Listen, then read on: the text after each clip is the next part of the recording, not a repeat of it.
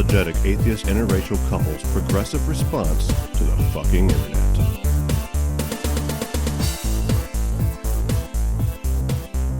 No, yeah, he's got like 11 million. You fucking lying. That's No, I'm serious. that's wait, per every 4-hour episode?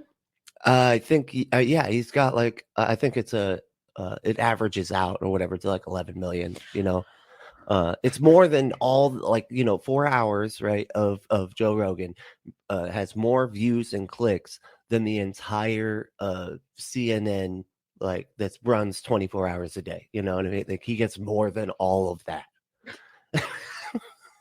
My eyes are like huge right now. I'm like, I knew he was huge. I mean, obviously I feel like but that's just that feels very ominous. Yeah, seriously. That feels very ominous, especially when you consider like the biggest thing I've noticed is everyone who, runs in to defend him wherever he's being talked about is the biggest thing they say is like, he just, has interesting people on and has conversations, and that's really cool. And yeah. I'm just like, every podcast I listen to is like that. I know. Like, what? How is that different? What? They still manage to not do super problematic things. And the person usually who's talking to the person at least has some like interest outside of, oh, that's different, and like can actually talk deeper about it. But I'm not going to sit here and talk like I listen to Joe Rogan regularly because I don't fucking know. I've only seen obviously the most problematic clips. And it was boring. I tried to listen to it. I thought it was fucking boring. I thought he was going to be like a comedian. Yeah. I listened to he's not funny at all. No. He has to like sit down and write his jokes apparently because before he does any kind of comedy, because he's not funny on that show at all. I mean, why would he be? I know Joe Rogan from Fear Factor and like the dumb character on News Radio. That's literally it. Shit. He was on that. And again, there was a writing staff present. Yes. Like everything I know Joe Rogan from, he has had a writing staff, or it's been so low pressure, aka Fear Factor, that it legitimately didn't matter. And even still, he's still not like a Jeff Probst, right? Like when we think of really good game show hosts, especially like the more action ones, he's still not in the top like 5. Fuck no. See, I know him mostly just from stand-up, because I watched nothing but stand-up for a long time. Oh, that makes sense. Yeah. So, I got to the bottom of the barrel there with Joe Rogan. But yeah, that's the only way I know him is like a stand-up comic, because he didn't really seem like he was in a whole lot. I forgot about News Radio, and apparently, did you know? Fun fact that role was actually supposed to go to Ray Romano, but then he had like something happened. There was like a scheduling conflict or something, and then that's how he got the role. Wow! So imagine because it might have been. Well, I'm pretty sure it would have meant that there may not have been a. Everybody Loves Raymond. Yes. Wow, because that was around that time, right? I don't know that the zeitgeist needed it. That's every episode. That's the whole episode. That was the best. All right. Hello, everybody, and welcome to Unapologetics. I am Brentley. This is Unapologetics, the podcast. Yes. I know. It's been a minute. The audio podcast. And I'm Nikki. And we're Unapologetics. I know it's been a minute. So we're getting back into the groove. But yes, we are back, to Floridians, excuse me. We're from the state of but to Floridians who really please don't take any advice from us, but we would love we love sitting here talking about things that are happening in our world and our culture on the internet, hopefully thoughtfully. I think that's what we try to do. I try, I don't know. I think we're thoughtful. Okay. I think we try to, we're not like shock jocks. No. Well, you're not, but that's true. Brent's like, I'm aspiring. So one day you'll see the morning show with Squiggy and Brentley, Oh God, Squiggy. That is totally a radio. Yes, it is. It absolutely fucking is.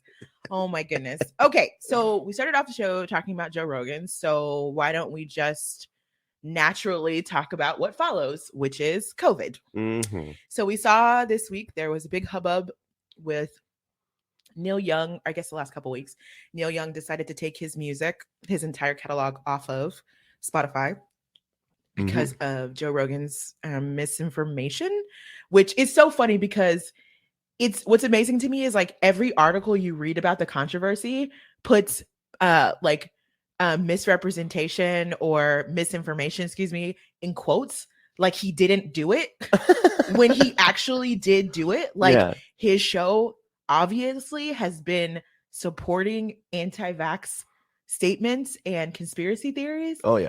And since COVID happened, his show has made a like it was already on the pipeline, but now it's like further down the pipeline. Like it's not like you're playing with it, but it's like, hey, I'm kind of getting more and more interested in this conspiracy theory, anti-vax, like I don't know, like brand of masculinity, because that's what it is, right? Like that's what it feels like. Yeah. It feels like this its own brand of like masculinity, basically. I don't need, let the weak perish. Yeah. I don't need anything. I have an immune system.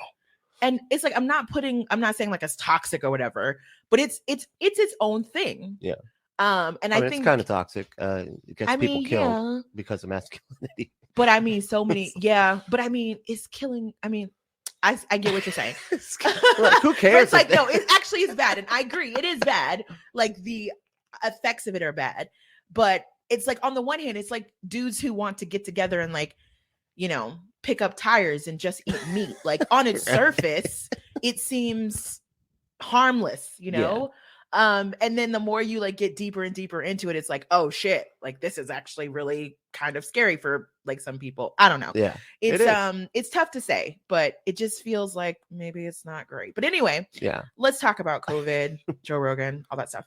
So Bill Maher as well. And Twitter famous writer Barry Weiss also very recently expressed how they are so done with COVID and like anti-vax, like definitely not getting booster shots. At least Bill Maher said he's definitely not getting a booster shot. Fucking idiot. And it's so odd because we were just reading. So Tampa Bay has this huge festival in Tampa called Gasparilla. It's a pirate festival. Literally thousands of people are just all together, crammed together, drinking alcohol and trying to get beads. It's like a Mardi Gras, basically. Just spitting all over each other, you know? That's 100%. They're just spitting. Like imagine it's Mardi Gras but like on the water.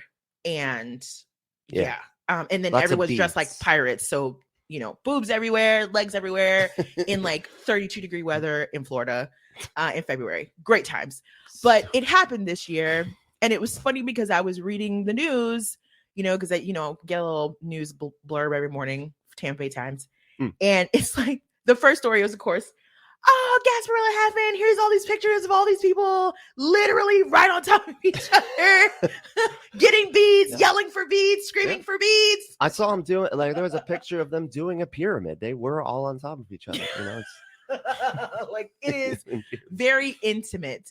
And of course, like that was like the top story in the newsletter. And then like the sixth thing down was like, oh, the Tampa Bay area saw 1,200 deaths in the last 7 days from Omicron. In just the Tampa Bay area. That's not a big area. That is not large. It's not like it's all of Florida. 1,200 died from Omicron.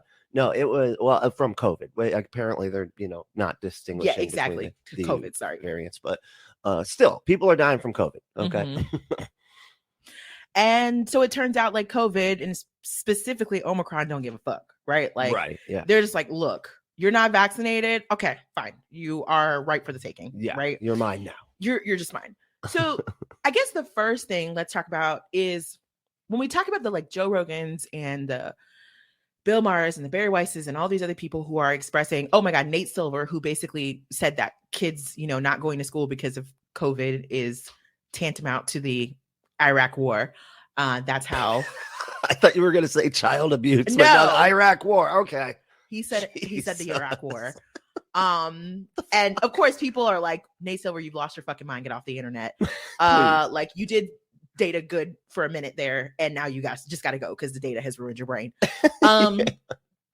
But yeah, just like super hot takes about these things. And so I guess the first thing is like, what are they so angry about? And maybe we don't understand because we're Floridians. Like, look, Yeah. we're Floridians, so everything's been open for us for over a year. There's been almost, and I don't even know that there was ever really a period of time where things were ever closed. No, there wasn't. There wasn't. Really wasn't. I think there was like when it first locked down, when people first heard about it, that was it. That it was like they stopped for like I not even a month. I don't think. I don't think even it was think like we got 3 30 solid weeks. days. I don't think DeSantis even let us get 30 solid days. No, yeah, no. And then everything was just back open again, and the anti-maskers were basically the ones that had all the backing of the state. Yeah, you know what I mean? basically. Like, and I mean, we're lucky, right? Like Brent works in an environment where there's not a lot of people around him. He pretty much works solo, so that's safer. I work from home, much safer. And then when I'm not working from home, I work in an office that is like decimated because people are basically work from home or come in and like everyone's wearing masks, like cycling. And and you can't even like we had to actually show proof of vaccination to even get our badge to work. Like literally, if you don't show proof of vaccination, your badge won't even let you in the building. So like they're not. I work for. I'm surprised they were allowed to do very that. left people now, so it's better. Surprised DeSantis, for me anyway. Yeah, right. I'm surprised DeSantis didn't like threaten to shut them down for the vaccination passport thing. You know what? To be honest with you, I don't know how they got away with it, but it's technically like a New York company. So it's like all these New York sensibilities, like New York City particular, like labor stuff is coming down to us. And I really like it. But anyway, like, I'm like, yeah, you can keep doing that. I'll take it anyway. Hell yeah. But like, yeah, we've had very few restrictions. And then you and I are lucky because we don't have kids and we are in, work situations where we don't have to put ourselves in harm's way. So like complaining about anything like having to put on a mask when we go grocery shopping or out anywhere, or just like looking for restaurants where they do have outside spaces and trying to sit far away from people outside, or like taking the food and like going somewhere else. Like none of these things feel like sacrifices. No. When you compare it to like, okay, but you could potentially spread this to somebody who's vulnerable or someone who lives with someone who's vulnerable, and it's over. Yeah. That's a sacrifice. Like, you would think. I don't get you would think. Yeah, that I'd much rather just wear the mask and get vaxxed and boosted and not have to worry about anything. I don't have to, be like, oh man, am I allowed to go here? Am I not allowed to go there? Like, why do they want to? It's almost like these people want to be victims so badly that they're like doing things on purpose to victimize themselves or to make themselves very feel much feels like it. Ugh. It very much feels like, because I can't imagine, because for me, it's just like, okay, how dare you go to a store where people are working and every single one of those people has to be masked? Because the thing is like most private businesses are still making their workers wear masks. Yeah. And you go in there and you're just like, fuck you. I'm unvaccinated. I'm living like COVID doesn't exist. And I'm going to come in here and talk in your face and basically make it clear that like, I think you're less than because you still think this is a real thing. Right. Without understanding like, okay, just because you don't think it's real doesn't mean it's not real. Right. Exactly. Like, what do these people not get? Like, do they think that all of the death statistics are made up? I think so. I think they think that people are attributing the deaths are attributed because like I had a guy just the other day be like, oh yeah, and I saw the motorcyclist who got in an accident, and it went down as a COVID death, and like I looked up what he was talking about, and it was a clerical error that was corrected over a year and a half ago, and they're still talking about it. It's the same way you see everybody's being like, masks don't even work anymore. Why are they even wearing them? And it's like, that's not what the science says. That's no. Like, there are better masks for sure that we should be wearing, especially considering how Omicron is different from the previous strains. But the idea that cloth masks won't protect you at all in acute environments, like that's not true. And that's not real. It's going to protect you. So it's just because every variant, this is one thing that Joe Rogan was saying. He was like, oh, a while ago, you could say, if you said that cloth masks don't work, you could get, in trouble on social media. And now it's like, that's on the cover of Newsweek. Right. But it's like, yeah, because that was 3 fucking variants ago. We have new variants, new science, like all this stuff is developing. When it came to the first variant, the alpha variant, like, yeah, the cloth mask did work and it was disinformation, So that's how fucking science works. We get more information and we update our position. It's a simple shit, but they just can't. They like, wait, they don't already know everything right away of future variants? What's going on? Why are they predicting the future? Yeah. And this very novel coronavirus. I thought scientists were all soothsayers. What? I don't know. It does seem to be that they are incredibly sensitive to the changing, and they think that the changing means automatically denotes some kind of nefarious activity. Yeah. And look, I get it. Like, be on alert. Like, you can't trust everything and everybody, and the government's not always doing great things, and sometimes they are incompetent. But also, like, the whole world is in it together. Exactly. To do it. That's like, that's the thing that's so crazy, is how much they act like this shit is only happening in America. And it's like, it's not though. Like, it's happening all around the world, and you can take your pick at what, you know, other countries are responding to, and they're responding to the science in the same ways. And It's sometimes and even more, like, you know, they call it COVID theater, but like, it's not theater. It has a point. And some countries are going even farther to protect their citizens. Yeah. So 'Cause that's it's odd. That's It's what they so don't entitled. realize. Right? Yeah, exactly. They don't realize that, like, look, we have the best scientists, right, in our country, checking the data, rechecking the data, checking the checkers, and to make sure that the checkers are checking the data, right? Then we send it overseas. We're like, hey guys, this is what our best has come up with. You guys look at this, you know, and then their best look at it and they check it and they do the exact same thing that we did. And they were already doing that independently on their own, you know, and it's like, we don't, all of them are lying. Give me a fucking break. And I would imagine people like, I mean, I don't know what Joe Rogan, I don't know about him, but at the very least, I would imagine people like Bill Maher and Barry Weiss understand how the process works. So the idea of you suddenly being exhausted by it, by the process of like, of scientific discovery and understanding how a virus works, versus being exhausted by actually the people who are unvaccinated and pushing out disinformation for more people to stay unvaccinated. Right. And the idea that they have no exhaustion with these people understanding 100% how herd immunity works and how vaccines work.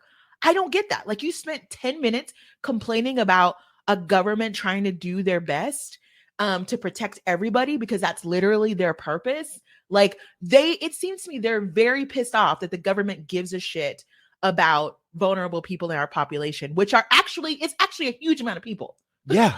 Yeah. It's a huge amount of people. It's like they're saying, oh, well, that's only people with comorbidities. Yeah. Right. And it's like, dude, do you know how many people have comorbidities without realizing it? Yes. Like, are you going to get checked twice a year, sir? Every 6 months you're going to get blood work done? No, most people don't. You know, so a lot of people have shit that they don't fucking know they have. And then they're going around going, oh, you guys got comorbidities. Well, then you better wear a mask, but I'm okay. And it's like, no, you got a heart problem you didn't know about. You know? Here's, I mean, it's going to be a little bit of a higher ordered level thinking, you know, but follow me here. People with comorbidities don't deserve to die. Yeah, that's almost like, it's like, is this eugenics? Like, what the fuck's going on? It is absolutely that. It has been so wild watching people basically justify giving up doing anything at all about COVID, because it's just killing old people and fat people and people with diabetes and people who like, and can I go off on a tangent for 1 second? Sure. This is exactly why pathologizing every single healthcare issue as an individual thing is a problem. And it's part of the reason why I don't really engage in that whole culture of like the Herman Cain Awards, where people are like, oh, you're unvaccinated and you got COVID and died. Haha. Like, I don't engage in that because the issue, like the reason why people aren't getting vaccinated is multifold. Like, is it some stupidity and this desire to like stick it to people who it makes no sense why you would even have anything against those people, and especially why you would risk your own life to get at those people? Like, that to me is just like insanity. But at the same time, I understand it. I know people who I think are somewhat reasonable who also are not vaccinated, and it's just kind of like, I get why people would make that decision. It's not a great one, but I get it. But it's like the same thing. People do the same thing with people who like have diabetes and shit. Like, oh, it's your fault, so you deserve to die. Like, oh, your BMI is over a 30. Well, you deserve to die. Like, Yeah. where do we? Maybe you should have. Like, these are not like. First of all, most of the large health issues, the like large scale health issues that we have in this country are structural. Yeah. Right? Like it is the difference of good preventative care, poverty, lifestyle, in the sense of like capitalism, like how actually capitalism makes you, like forces you to do your life and what that looks like. Like there's so many, the health infrastructure. I mean, there's so many different things. And then you talk about genetics, right? Yeah. And like so many things outside of your control. But yet they're all just like, oh, well, you're not perfect, so you deserve to die. Yeah, and it's so weird, right? And it's so weird to me that like these conservatives and stuff, that like they're the ones that basically advocate for companies being allowed to sell you things that are poison. Yes. Right? You know, and they're like, hey, you know, that's they're right. You know, they're allowed to don't have regulation, don't do this and that. But then they're also the first people to blame the people that don't whose health are not good. You know, because they, you know, oh, well, you should have been more healthy. So how are you advocating for everybody being allowed to be unhealthy, you know, as a right, and then also advocating for their death because, hey, COVID happens, you know?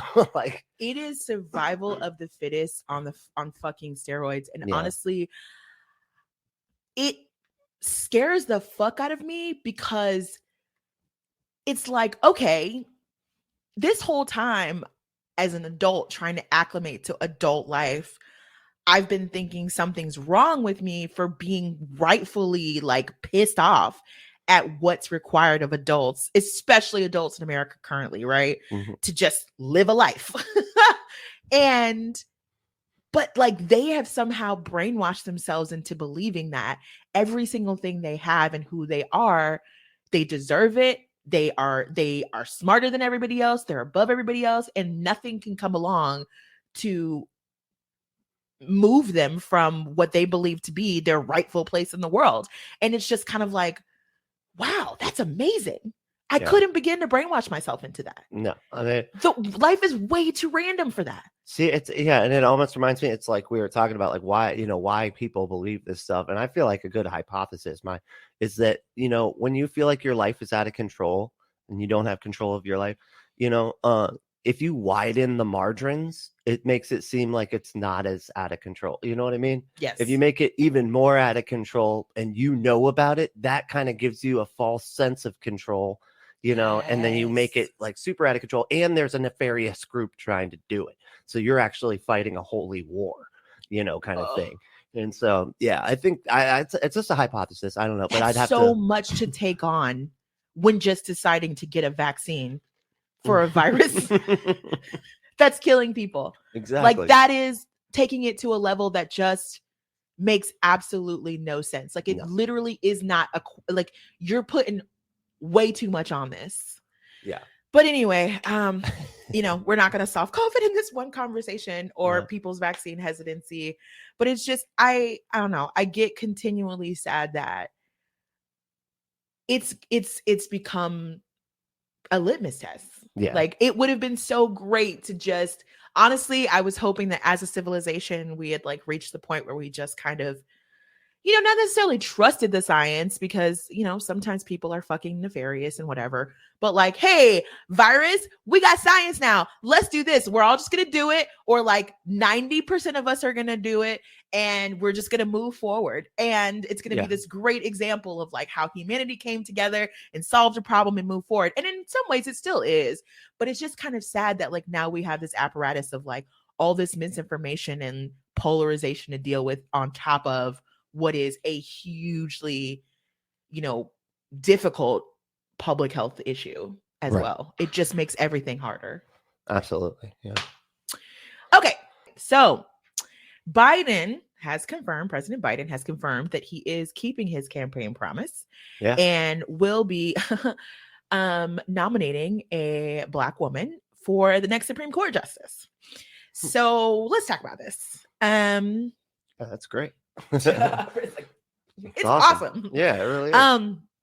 Yeah, I mean, I think it's great that he's keeping the campaign promise. And I think that, for me, I certainly had a moment of like I got verklempt and absolutely shed some tears when his official tweet came out that's what his plan was.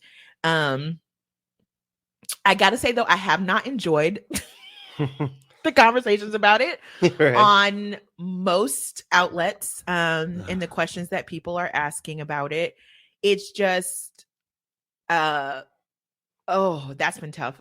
Good news though, looks like Manchin is in support of it, so good. it looks like we won't have any issues with our own Wow, party. that was my biggest fear. Yeah, It was like, Sinema and Manchin are gonna be like, we don't need no black, woman in charge, and we're gonna come up with some reason, out of our ass to say that we don't support it. Yeah, without sounding like overtly racist. Yeah, and it was great too because he even got like a gotcha question of like, well, what do you think about them casting such a narrow net? And I'm just like, oh my God, these white reporters, I cannot. Like, why don't you just ask the question? Do you think it was wrong for him to to just say it would be a black woman? Like, why do you have to cast such a narrow net? Like, we know what you're doing. Why? Well, oh my gosh. Listen to this quote real quick. Mm-hmm. This is from the Daily Signal. Now, I look at all of conservative news like a lot because I want to know what they're saying in order to be able to respond reasonably, right? Look at you. I know. So I look at all the news. I do watch like the left-wing news too, but or read left-wing news. But I do both. So anyway, so this is a quote from this. Now he hasn't really gone into like the depth of like this is getting started to then just eviscerate Biden for this decision. So he said there is only one way to describe crass identity politics operationalized at this high a political level: evil. Okay, so we know how he feels about it. It's just that fucking identity politics term and like wokeism. I fucking hate it because the thing that bothers me so much is like it can only apply to non-white people. Yeah. It never can apply to white people and it pisses me the fuck off. Right. So it's like, okay, once again, we're using a proxy to just say, I would prefer if it remained white. Yeah. Well, because or at least you lied to me. It made it seem like it was everybody has a chance. And then just because that's the biggest thing I've been seeing, right? Is like people's biggest complaint was, why didn't he just release a list of all these different people?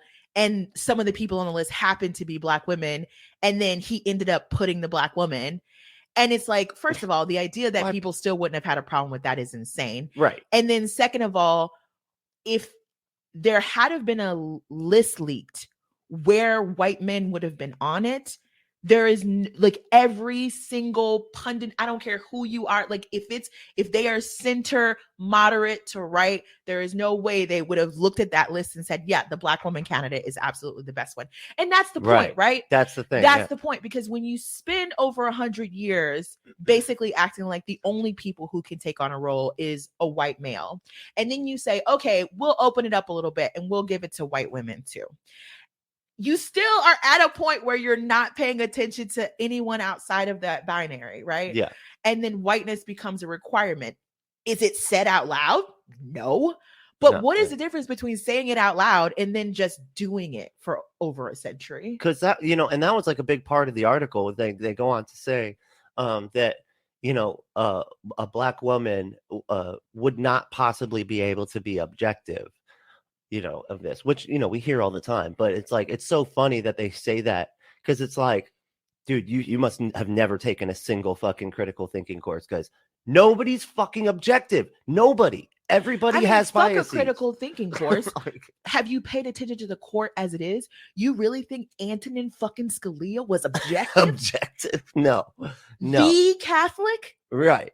He Amy has Coney two Barrett? sons who are priests. Right. Like, you really think he walked into that chamber and was like, okay, now I'm gonna take the position of in any man and every man, and that person could happen to be any color, any religion, any race. Like, yeah, give me a fucking break. Come on.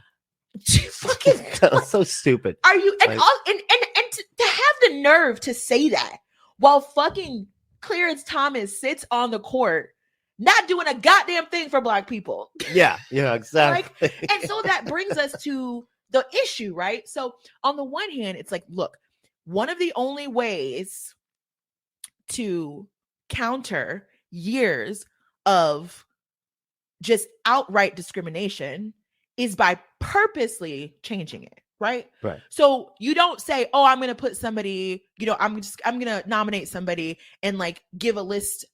Like that's not what they do anymore. That's not what presidents do anymore. Now it's about political points. Like the Supreme Court is a political institution. We need to accept that. It's been a political institution the whole time, right? Because not even every justice has had law degrees. And then there's a question of what my issue is, I don't even know it should always be a person with a law degree, right? It doesn't have to be. And honestly, having someone with some actual political experience who's had to consensus build seems like probably really good experience for this role. Yeah. I mean, we look at, some of the justices who turned out to be great. In the end, they had that kind of background of consensus building. Like one of the reasons Thurgood Marshall was so good was because he spent years working in activism. Like if that's not consensus building, I don't know what is. Like you have to, like, there's so many things that can make a good justice.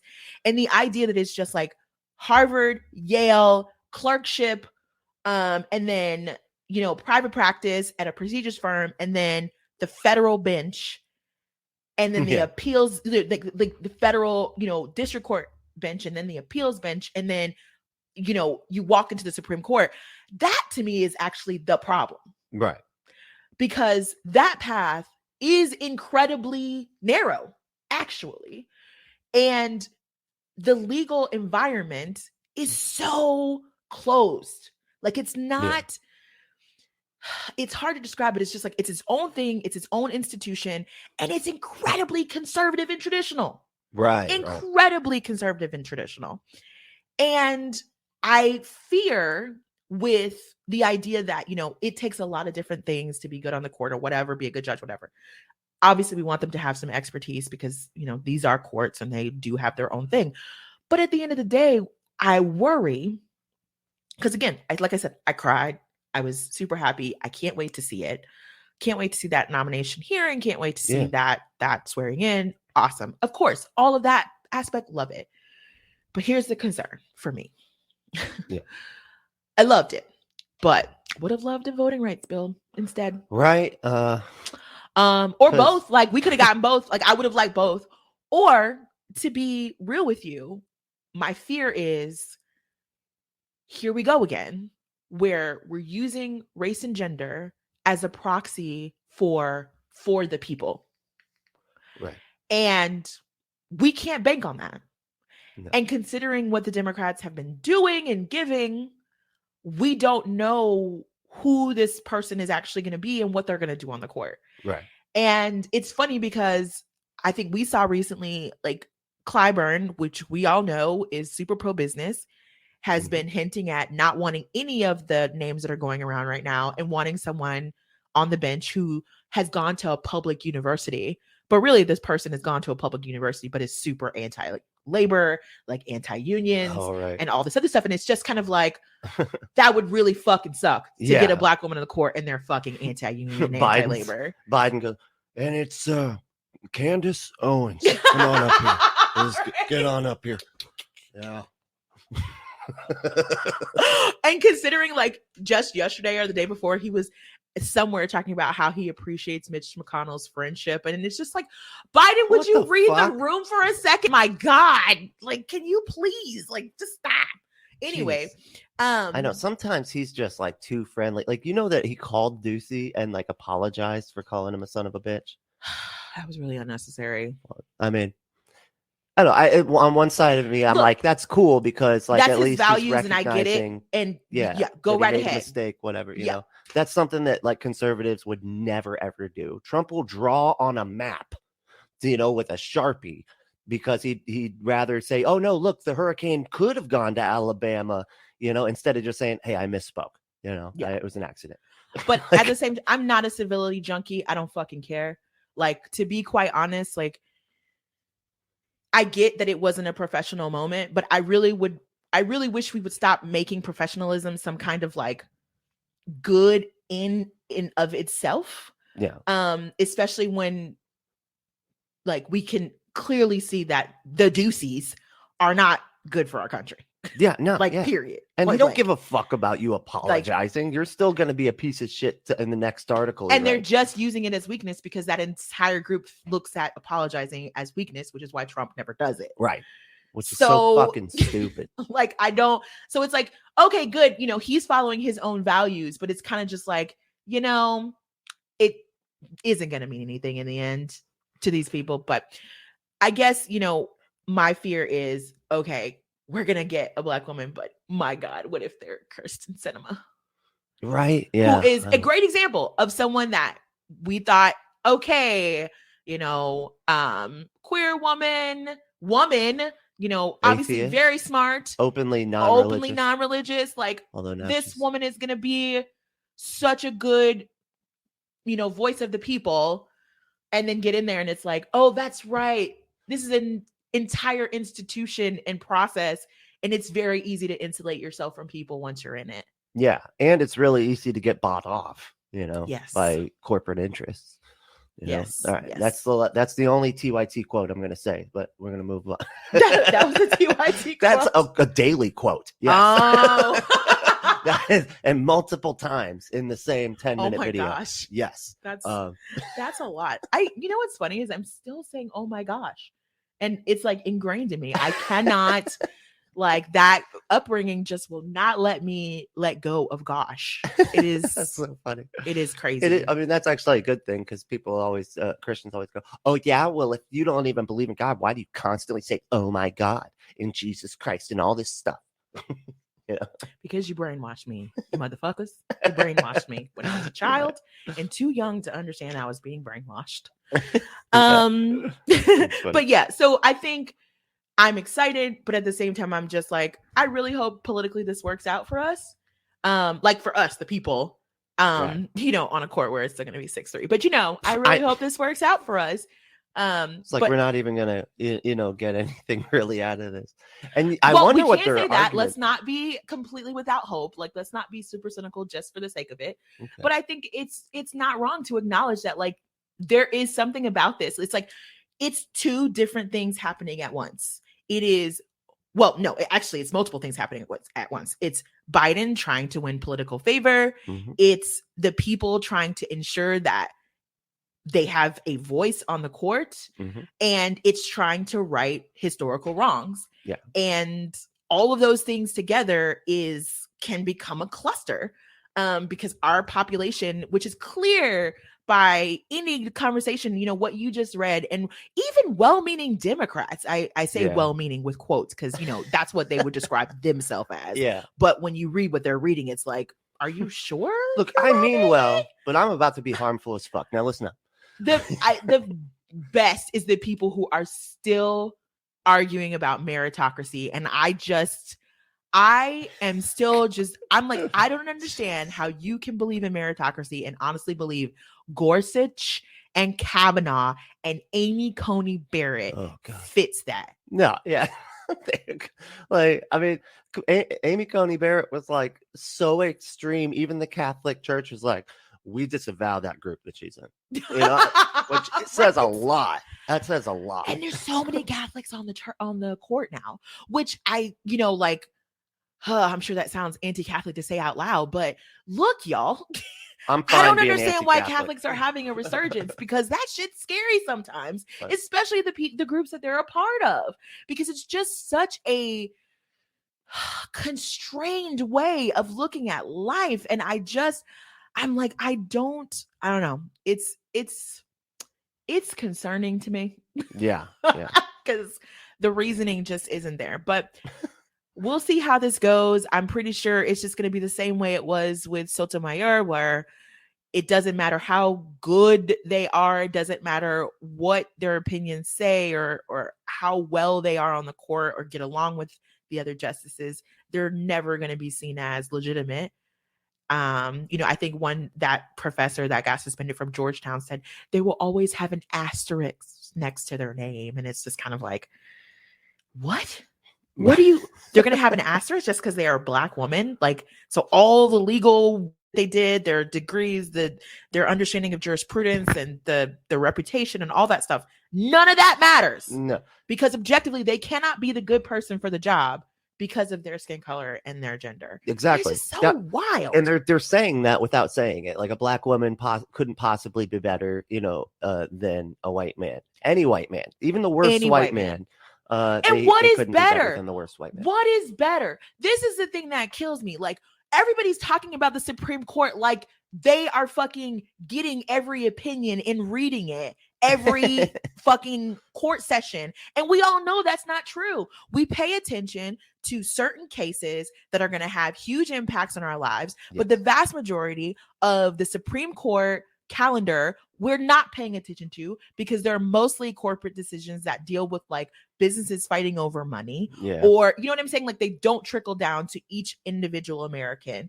And it's like, or at least we don't see how it will at the outset. You know what I'm saying? Right. So it's like, that's the thing that truly bothers me. It's like how you can feel so strongly about something without having a real understanding of what the institution is even doing to begin with and what their expertise is or should be. And it's just kind of like, I that to me is wild. Because again, if you know anything about the legal field, the things that it's very formulaic. The white dude who went to law school did the same shit pretty much that the Black woman who went to law school did. Legitimately, there's very few paths out of law school if you have interest in higher level judgeships positions. It's a very narrow, what's the word? Ubiquitous. Like, everybody's doing the same fucking shit. Like, literally, you're seeing and you have to, exactly. That's what precedent is about. Standards. Like, it's literally looking at what your peers are doing and comparing your work and your judgments to that, and then the Constitution, and continuing that on.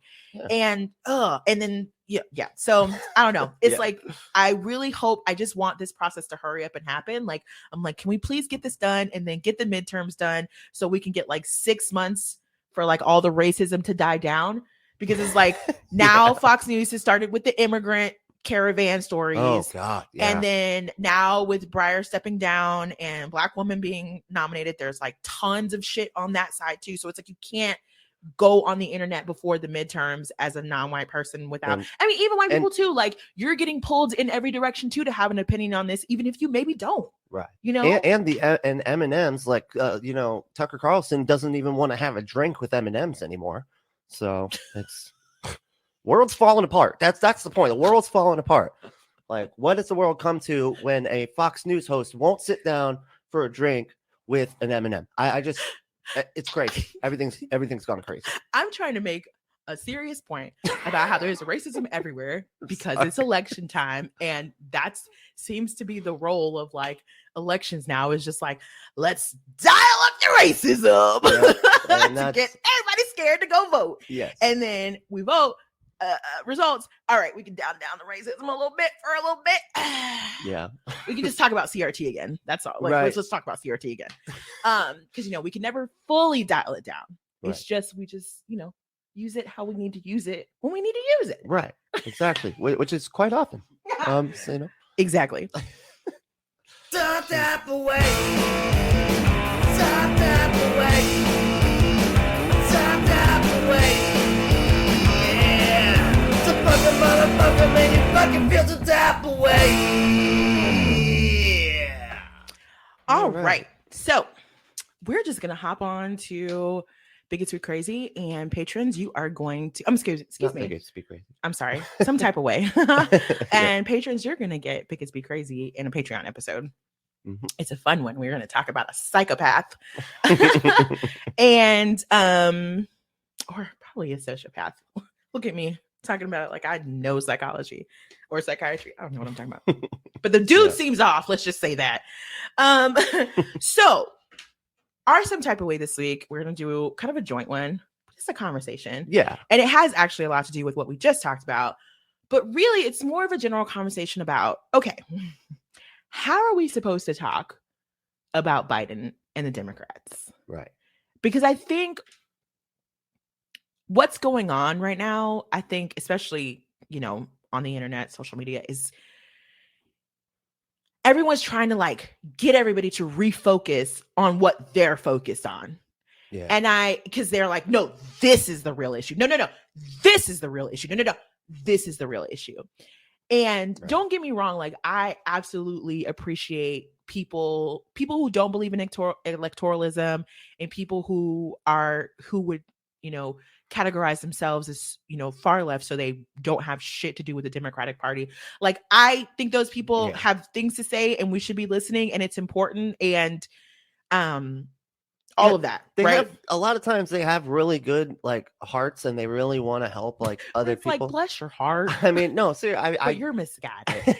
but yeah, exactly. No, I mean, sort of. But they never think about the next step. It's just completely criticizing everything, and it's like, dude, we got to take steps to get to the utopia that you're thinking, because a lot of them are like utopian. They're like, well, nothing will be better until we do my perfect idea of my perfect government, or my perfect system, or whatever, that has no money at all. Nobody even uses money. We use shells now, like, or whatever, it's just like, and it's, I mean, like, I get, like, they definitely align, I think, with us on all the social issues. Like, absolutely, we're in lockstep with them as far as that's concerned.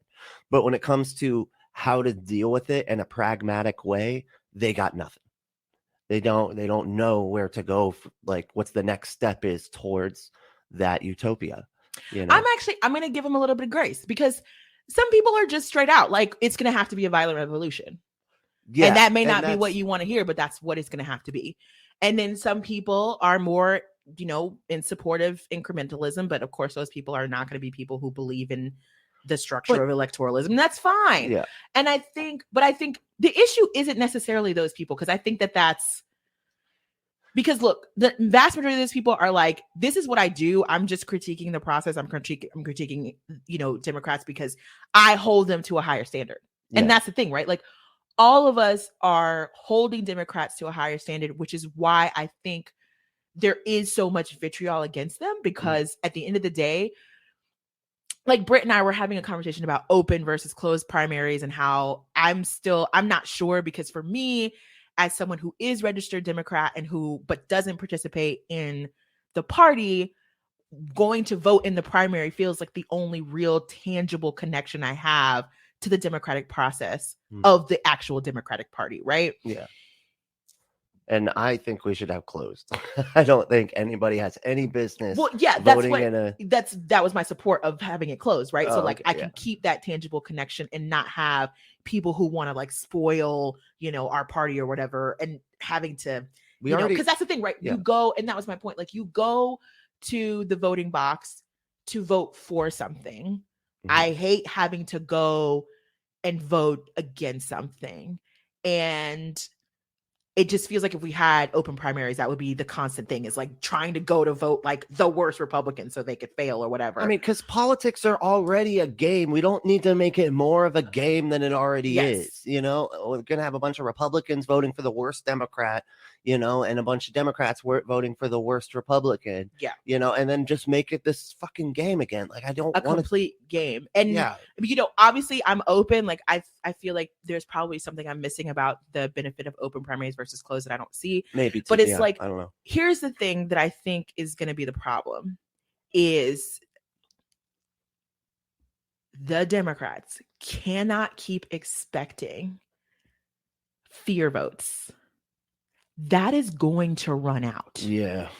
Which is sad, because we should be more, we should be more afraid at each, election, but we seem to be very forgetful. Yes. We seem to be very forgetful, but I think too, it's like, it's such a tough issue, because the Republicans are the problem. Yeah, absolutely. The Republicans are the problem. We see this, we know this. It is the biggest reason for the polarization and the fact that we can't get anything passed. But members of our own party are also the problem. Well, see, in here, real quick, because you said like the Republicans are the problem. I just want to add on to that. Look, those people that talk about the violent revolution and they're like, we just need a violent revolution and then we'll be there. Do you really think after you burn the system down that the Republicans or conservatives like that aren't going to be the ones to just jump in and take power? You know, I mean, come on, you got a real like wishful thinking going on there. Like, if you think that that's not the case. Yeah. And as like personally, me as they have militias. They do. And they're way more willing to fight because they're already preparing for the fight. They want it. I have a different worldview. Like, I understand that shit's not great, but I would love to solve things through some kind of democratic process instead of a free-for-all, because I don't trust nobody. Yeah. I don't trust left-wing people. I don't trust right-wing people. I don't trust nobody. Because at the end of the day, like, we were just watching the other day where like just race alone, like, people just do not, the conversation of like race is so difficult. It's so difficult to have. And I cannot imagine what that's going to look like in a new, and maybe we don't talk about it at all, because that's the thing. Everyone thinks that if we just get rid of race and get rid of capitalism, it'll, like, if we get rid of capitalism, all the shit related to race will go away. And it's like, we're humans, aren't we?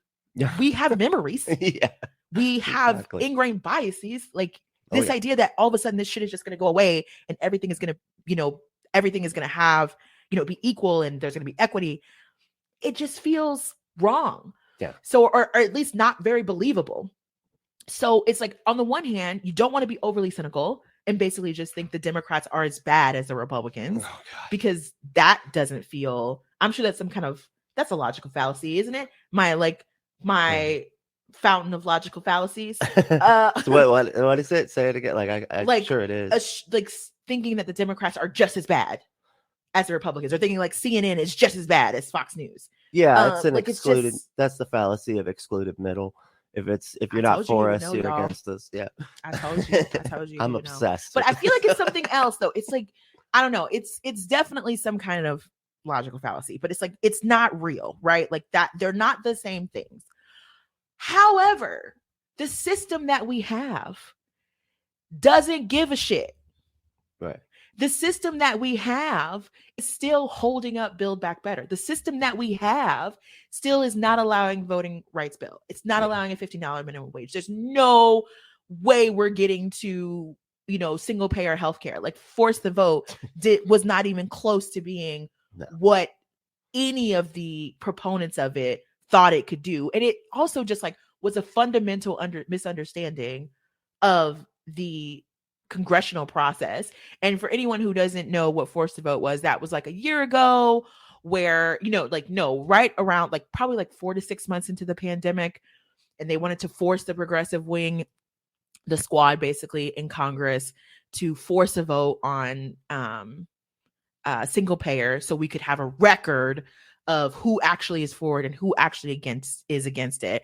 And then when we had some members of the squad vote against it, or just vote here instead of voting for it, then we would know for sure that they're not actually in support of single payer. And then that outrage would be enough to get a third party started where we could potentially get to a single payer. And that just was like, do you live in the same place I do? Do you out there? Have you seen, like, America isn't new. Like, in comparison to other countries, absolutely, it's new. But like, have you been paying attention? Where the fuck is the money gonna come from? Where are the people gonna come from? Yeah. Like, I don't even, like, someone who has, AOC isn't perfect, of course, but someone with her charisma, her interests, and the only person like you, like, actually being for the people, at least in rhetoric, right? Yeah. Why would those people run? What is the point? What is other than like ego? What is the point? I don't know. It just seems to me like again, I'm not against the people who are like, fuck Democrats, y'all are the problem, I'm out. Fair.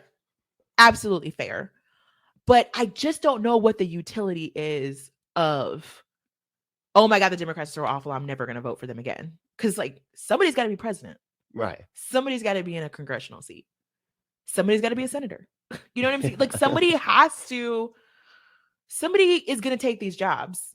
And if we just give up, we're basically giving it over to them because they are shameless. They're Right. not going anywhere. Exactly. Like we can Yeah. shame the Democrats all they want into being corporatists, and we should absolutely.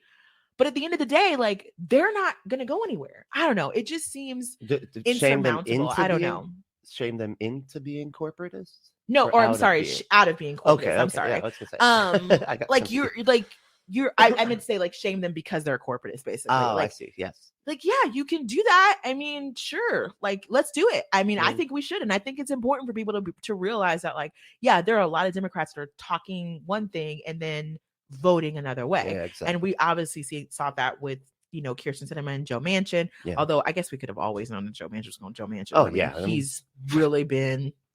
It's he's not even a Democrat. He's like, how they have the rhinos. He is a Democrat in name only.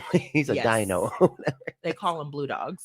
Oh, blue dogs. Yeah. Well, that sounds too cool. We I need to know. change that. That sounds I know. cool. They named Sounds themselves. like a rapper. I know.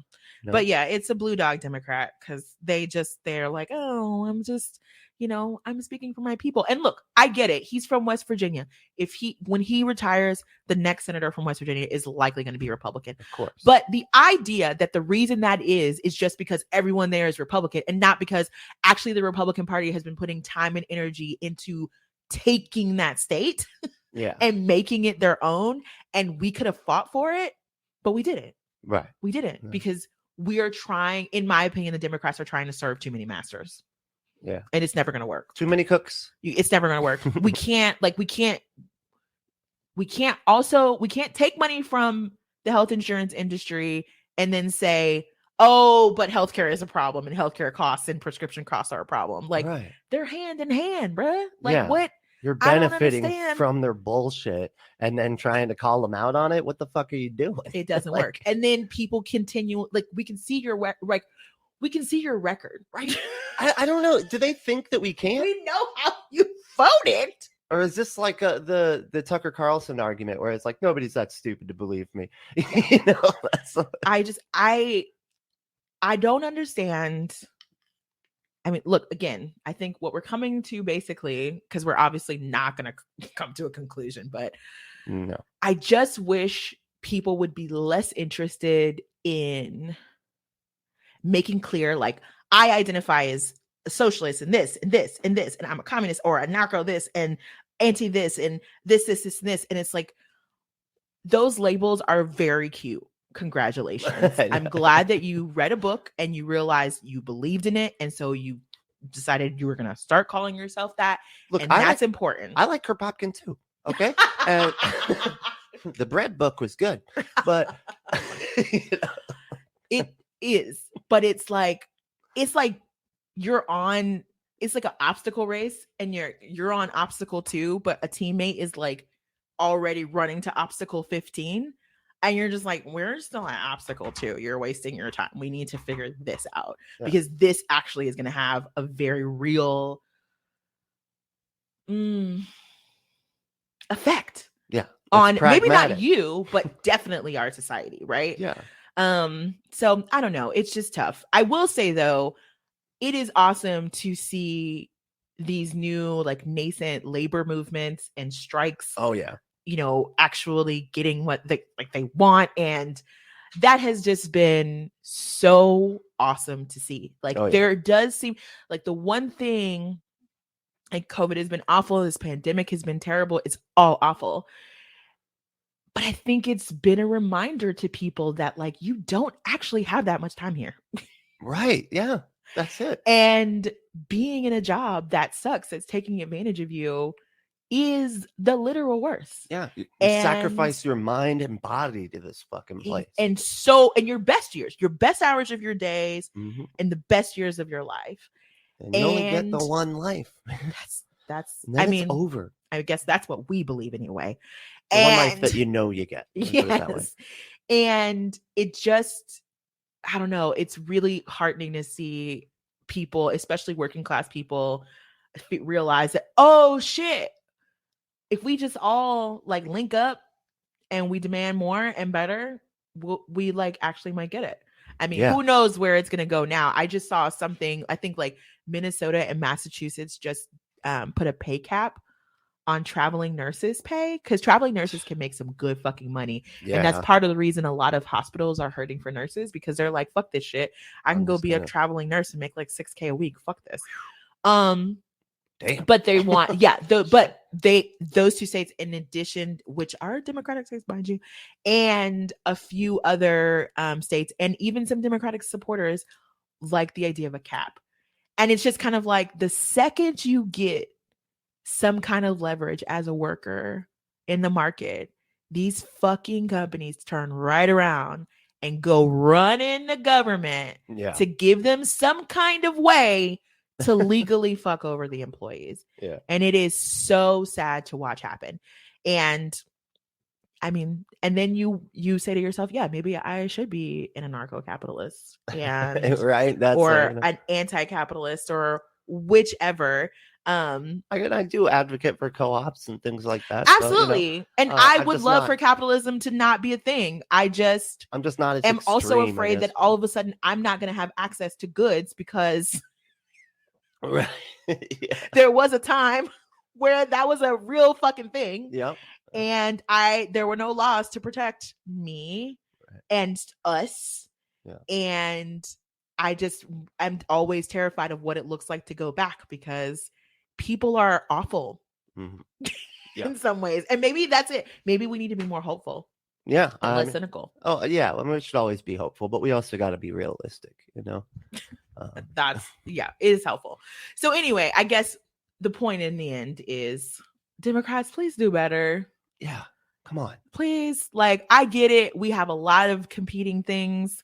We have a lot of different types of people under one umbrella. But at some point, it's probably better to just make a choice about where you want to go and be authentic in that and just move forward, instead of what we're doing now, which is constantly trying to balance out competing interests and then just ending up with shitty results. Yeah. Which honestly, let's be real, Biden's done some good things, but that whole like, oh, he's gonna get pushed to the left and so many things are gonna be better. Like, some things are better, but some things are worse, and we are ratcheting it up to who fucking knows in the next 4 to 6 years. Yeah. God. Who knows where we're going? Doesn't look good, honestly, y'all. Yeah. We really got to make sure to get out and vote in the midterms. We're so cynical. Why do people listen to us? It's what the data shows, man. Like, I don't like it, but it's just It is what it is. yeah. Okay, I will say I do have another like small some type of way. Oh, okay. And this goes out to that fucking weird ass interview with Jordan Peterson and Joe Rogan. Where he's dressed like Jordan Peterson's dressed like a ventriloquist dummy. Like, he really like he's got the tails on the tuxedo and everything. Like, it is so I ran across this week an old newspaper cutout of when he was 13 and tried to become the like vice chancellor or whatever of one of the more left-leaning political parties in Canada. Because he he's been around for a long time doing wild shit. And I just was like, oh my God, this man was destined to be miserable. right. This man was destined to be miserable. Like, it's just, I feel so sorry for him. I really do. Like, he just seems incredibly sad. But anyway, regardless, Yes. the issue I had is, and this goes for Joe Rogan and Jordan Peterson in that conversation, but honestly, people on the left do it as well. Like, we watched Vaush basically do the same thing in his fucking, what was it, his debate with Charlie Kirk on Temple. Yeah. And it's just like, look, if you don't understand Blackness, Black culture, Black history, fair. Like, I'm not going to sit here and act like I understand what it means to be a Chinese American all the time. I have a fair idea, and I certainly do the work to make sure I understand that, like, the issues that Asian Americans experience in this, Asians and Asian Americans, experience in this country are fucking terrible, and there's definitely some solidarity there, but I'm not going to be like, not going to sit back and be like, why do they call themselves Chinese Americans? Why not call themselves Asian Americans? Why not? Like, the idea that you get to sit in judgment of another person's culture and tell them how it's not enough when you are, one, like, obviously not a part of it, and then two, go out of your way to not understand it and to not humanize it. Yeah. And to treat it like it's some sort of weird other instead of just a group of people doing what humans do. Yeah. They straw man it. They like take their misunderstanding, and then just run with it. Yes. And for people who haven't seen it, basically Joe Rogan and Jordan Peterson were like, why do black people call themselves black? They're not black, they're just brown. And Like, Michael it's Eric just Dyson, he's not black because he's light skinned, so he's brown. But And it's like they want us to start doing the Home Depot fucking paint colors. So like, oh, this is a deep midnight. yeah, This is a midnight. And I'm a I'm a oak brown. What the fuck? Just shut. God, fucking. What are you talking about? I'm more of a peach mango. That's me, actually. I'm a peach mango. Yes. And then in winter I'm a bit of a off-white / beige. Yeah. Eggshell / Yes. Like I don't understand why you're so preoccupied. Why do you care? Why do you think you get to just, you have a say? Like, it doesn't, like, it is something that they would not do to other cultural groups, but it's something that always, like, I don't understand why Black people and Black culture seems to be up for everyone, but everyone else's culture can be somewhat respected. Right. And obviously I'm being like everyone else's culture, because obviously it's plenty of groups that are getting it all kinds of ways in this country. I know. See, us Scots, man, we just get the short end of the stick all the time. There has definitely been an uptick in like anti-Gaelic rhetoric on the internet. They said that we sound like we got marbles in our mouths when we talk. I'm offended. I love it. And isn't it great? You get to call yourself a Scot and you've never set a fucking foot in that goddamn country. No. Like, white people not only get to be white, they not only get to be Americans, they not only get to have their own cultures where they're allowed to be exclusive, but you get to also claim your home country. Yeah, I have a family crest. You do, actually. But like this is and that's one of the things that Joe Rogan went on to say, like, oh, I'm Italian. And it's like, no, you're fucking not. Yeah. You don't have shit in common with an actual Italian person living in Italy right now. No. Calm the fuck on. You don't have the same cultural history. You don't have to say the same, like, just history, like economic history, everything. I bet he can't even cook a lasagna. Food, right? Like, bitch, make me some pasta. No, I'm just kidding. Italians do so much more, and their history is so rich, and you've provided us so much, and we appreciate it. But they Thank you. do have phenomenal food. I'm just saying. The food is an awesome part of Italian culture. Do we know? We've never been to Italy. No, but I've been to Olive Garden. See? And white Americans just feel like, look at me, I'm doing it. Thanks, Mitch McConnell. Like, white Americans truly believe they own every fucking thing and has access and claim to every fucking thing. But a Black person is just like, hey, we're just gonna, you know what? You called us Black and we created our own culture. And you know what? African American doesn't feel good all the time because who the fuck knows what country, what state? Yeah, basically. Like, what country we came from in fucking Africa. So like, we're just gonna like be Black Americans because that's what we are. And it's like, how dare you? How dare you remind us of the caste system we created? yeah. Oh my God. How dare you take strength from your history and connectivity? Right. It's like they truly believe our only culture is the struggle. Right. There is no food, there is no music, there is no tradition, there's nothing, there's no language, we have nothing but the color of our skin and the fact that we're discriminated against. And it's very, very weird. It's very sad. And I just would like for y'all to get an interest in literally anything else. Yeah. Like, please get an interest in literally anything else. And please stop using Black people and our lives and really any people of color. Like, stop using that as a reason to debate like what race should be. It's way more complicated than that. Like, you can't reduce, like, the genie is out of the bottle. It's like something I feel like, and this goes back into the conversation about the Black woman becoming Supreme Court justice, whatever. It's like everybody wants to go back to this point where race didn't matter. And it's like, we can't. Right. It's actually impossible. You either deal with it or you don't, because this idea of color blindness is not real. You've made that up. Yeah. It doesn't actually work. Right. Yeah, it's something that white people, because like a lot of white people are never in contact with Black people, especially like more conservatively minded people. That's almost what makes people conservative, is the fact that they don't spend time with anyone outside of their little fucking bubble in their neighborhood, where the neighbor's 20 miles down the street over 7 hills, and that's why they, the more liberal people are people that share space with a diverse set of cultures and everything. Black, Indigenous, POC. The whole point of creating the caste system was so that you had very little interaction with quote unquote others. Yes. That was the entire fucking point.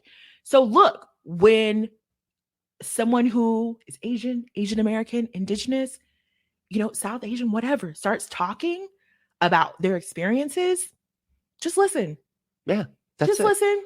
You don't have to take it personally, and you don't have to have an opinion. You can just listen and like take it in and let that be something that you peruse over and think about how it impacts you and your history and whatever.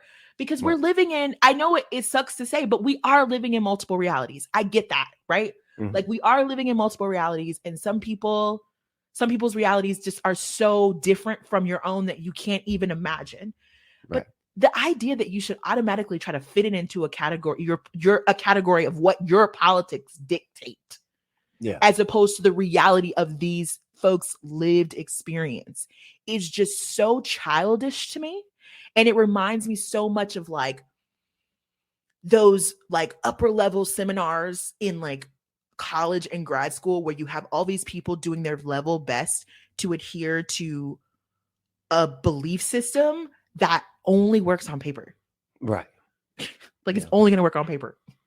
Like we got to expand that. So anyway, that was just my little some type of way. Like, please stop. Black people cannot be your interest. Like right. being like, they're not debate fodder.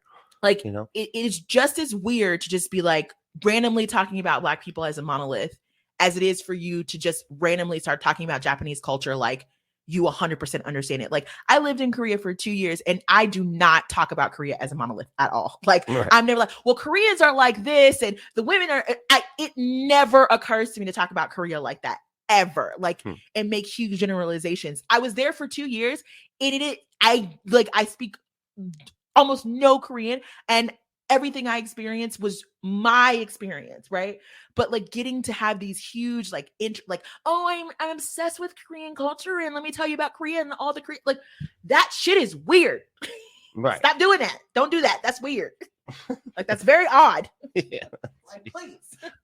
So get an actual interest and hobby. And if you are going to do that, like you're going to have to actually talk to like Black people. I don't know. Like it's crazy. I don't know. You might need to actually like talk to those people like intimately, but of course. It's a bit much. I don't think they're going to do that. Yeah. Yes.